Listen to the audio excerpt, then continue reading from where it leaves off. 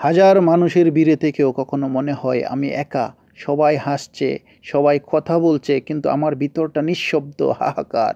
মাঝে মাঝে মনে হয় আমার জন্য কেউ নেই, কেউই না। কিন্তু জানো, এখান থেকেই শুরু হয় তোমার গল্প। কারণ একা মানুষই নিজের ভিতরকে সবচেয়ে ভালো চিনতে শেখে। যখন কেউ পাশে থাকে না, তখন তুমি শিখে যাও নিজেই নিজের পাশে দাঁড়াতে। তুমি আজ একা কারণ তুমি সাধারণ না। তোমার স্বপ্ন অন্যদের চেয়ে বড়, তোমার লক্ষ্য অনেক দূর।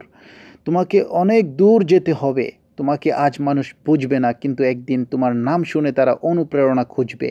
তুমি আজ কাঁদছো, একদিন এই চোখের জলেই তোমার আগুন হয়ে উঠবে।